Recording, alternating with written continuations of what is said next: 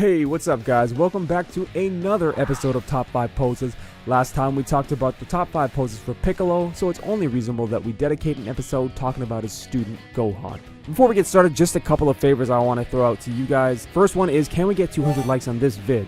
Second is, I'm ready to finally bite the bullet and, get a Goku Black. Having said that, I thought I'd reach out to some of you to see if you have a spare one lying around. Hit me up on Instagram at BrownSpidey, throw me a message. Tell me if you have a spare one in the box. I'm looking to get one now. I know shipping's going to be a pain in the butt, especially if most of you are coming from the States. But I think it's time. I want to get a top 5 poses video going for him, as well as my review on it. Now, more specifically, we're taking a look at the newer battle damaged Gohan as opposed to the original. Mainly because, hands down, it's just a better figure both aesthetically and quality-wise. Safe to say, this is one of the better figures in the line overall, and I'd say the penultimate version of Teen Gohan. I mean, the only other Teen Gohan release that could top this one is one that included base form hair. Anyways, guys, let's get into it.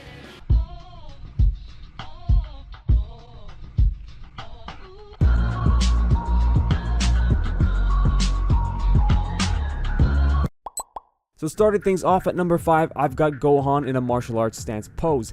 I think this pose really suits Gohan as a character in figure form due to the strict personality change Gohan exhibited when he first ascended to Super Saiyan 2 and took on the Cell Juniors. I chose to go with the stern face with this pose for that exact reason.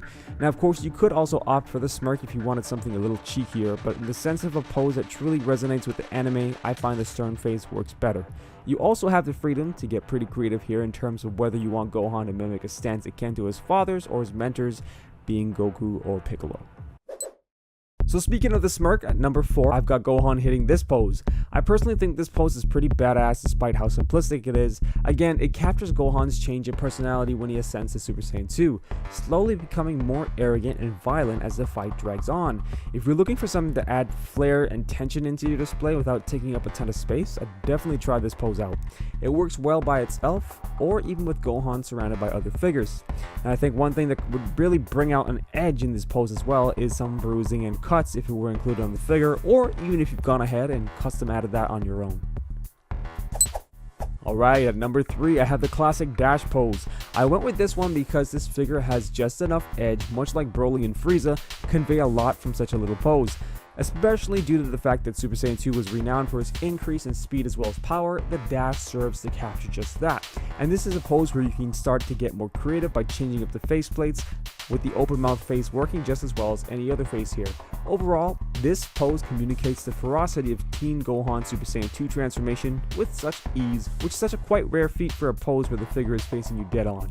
Okay, so before we strike the final 2 poses, I wanted to throw in the honorable mentions as always. The first is of course any pose with Cell, because let's be real, that's who the figure is meant to be paired with, and with good reason.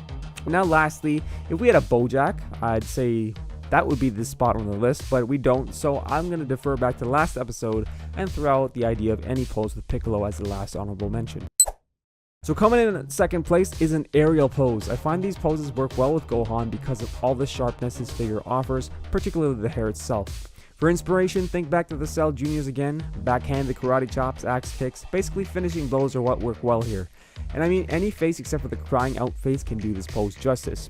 To pull off this pose, it's all about paying attention to each of the segments along the arms and legs, making sure that they all flow rather than just simply, positioning an arm here and a leg here. That's the key. Okay, so at number 1, we have the damaged Kamehameha, or you know what, let's just go for it. Let's throw Goku in there because most of us have a Goku anyways, and call for the father-son Kamehameha pose. Do I really need to explain why this is up here? I mean, aside from it being Teen Gohan's finishing move in game after game after game, and the anime on Cell, it's just a badass pose in general. And if you want to take it up a notch, I went ahead and grabbed the effect parts from Cell, so mainly just the, the ground and the waves coming off the ground, and threw that in there, as well as Android 16's head, because why not? Alright guys, so there's my take on the top 5 ways to pose Teen Gohan, the battle damage version. Like I said, probably the penultimate version of Teen Gohan as far as the Figuarts figures go. I can't see them, top of that unless, of course, like I also mentioned, they add in a base form and some, cuts and bleeding, but I don't think they will. How do you guys pose your Teen Gohan? Do you have any of these poses going on yourselves? Now I'm also looking to grab Super Saiyan God Goku because yeah, I didn't pick him up the first time. So if you got a spare one lying around, hit me up on Instagram at BrownSpotty.